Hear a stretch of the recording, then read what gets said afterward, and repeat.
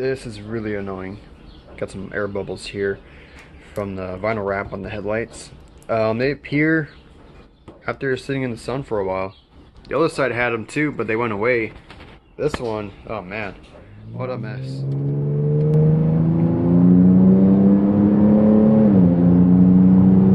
Amazing radio. Oh, I love it. What's up everybody, it's me Flaggy, and in this video I am going to be replacing the rear differential bushing in my car, or on my car, however you want to say it. So, for over a year now, I have been dealing with this particular issue with this car. It's kind of common in the STS and the CTS, and I believe the SRX as well. It's when, okay, this is how it all started. GM, General Motors, they made this differential bushing in these cars with crap, you know, material, not a good quality bushing. So what that means, it fails prematurely, and it results in the car making clunking, thunking, thumping movements and sounds, and it doesn't sound that great, honestly. Not only it sounds great, or it doesn't sound great at all, but it feels like crap. When I first got the car last year at 118,000 miles, whenever I put in from drive, reverse, neutral, park, whatever, it will make a little, you know, jerk. It will kind of make a little metal on metal sound. It was kind of worrisome. I was like, uh-oh, do I really have to change it out now? And at the time, it still isn't. It's not a cheap repair by any means. Dealership was charging me like $800. I'm like, dude, hell no. The part is like $20-$30 for the original, but with this creative steel bushing, it's a very high quality bushing.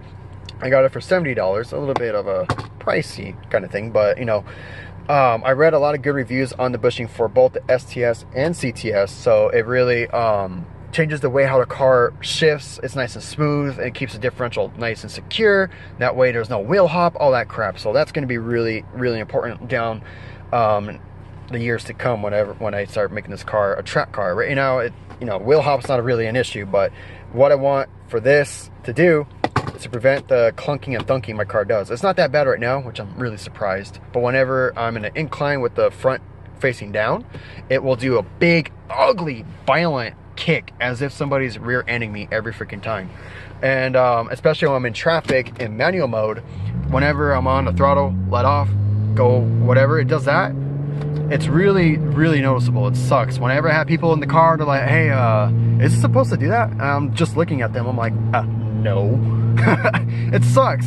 It's really uncomfortable. It can damage other drivetrain components, so I'm just like, you know what, screw it. I was gonna originally get new shocks and put the lowering springs in the back, but I'm like, no, screw it. I'm just gonna, you know, I've been saying, oh, I will do this, I'm gonna do this, I'm gonna do this. No, I'm gonna do it now. I had the money for it now, just go for it. Make the car shift like a dream. And feel good at doing it too. So, ooh, DTS. She misses me already. Alright, so the differential bushing is a success. The car shifts a lot smoother. Doesn't make that noise, not that jerk, but it's still there. The bushing is still brand new, so it needs to be worn and used up. That way it gets softer.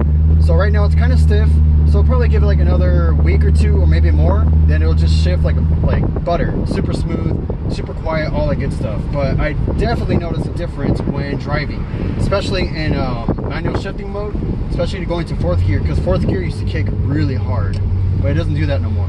But it still does it slightly whenever I put it into drive, but that's about it. Reverse is not that bad, neutral is like not even there, but drive, it's still kind of there.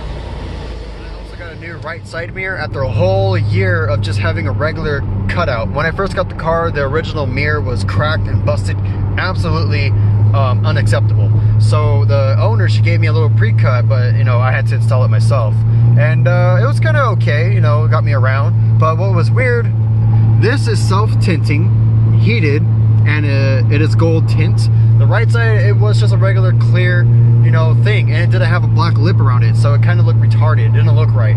So it took me almost 13 months to finally get a right side mirror, original, from a 2007 STS. So it is gold tint. It's self tint, meaning at nighttime, just like the rear view mirror, at nighttime when there's cars behind me that are, you know, it's kind of bright, so, regularly it will just shine you and blind you. But with these self-tinting mirrors, it turns into like a green color, and that way it's easier for you to see the cars behind you without the light, you know, blinding you and stuff, and you're gonna cause an accident or whatever. I wish the windshield did that, but I don't know if they do that nowadays. I have no idea. But you know, the right side does that, and it's heated, so that's pretty cool. You know, it's the little things. You're probably wondering, hey Gabriel, where's the rear differential bushing? Let me show you. Let me just get under my car's booty real quick. Alright, so there's the rear differential. There are 3 bushings in total for my model year. It uses 3 in total, while the newer STSs, they used 4, I believe. So there's one right there. I'll put a little thing to show you. And there's another one right here. But those 2 are not the common ones to give out. Those are probably bad, but the main culprit is the one in the front. Let me see if I can get it in there enough. It's right there. You can't really see it. I'll put a little text or something. It's right there. So this is the differential right here. Pretty cool. I'm going to change the fluid hopefully within soon. Within a month or so. I see. Okay. So that's it. That's pretty cool. It's not easy to get to that in particular. You got to take the wheels off. You got I don't think the shocks have to come off, but you got to remove the axle. You got to drop the differential. You got to drop the exhaust. Either you can drop it completely, or how some people do it for a faster way, but it's a little bit harder because you have to squeeze in your tools and stuff. You have to kind of let it hang instead of completely removing it for you to have it right there and then and just push out the bushing and put in the new one. So yeah, that's pretty interesting.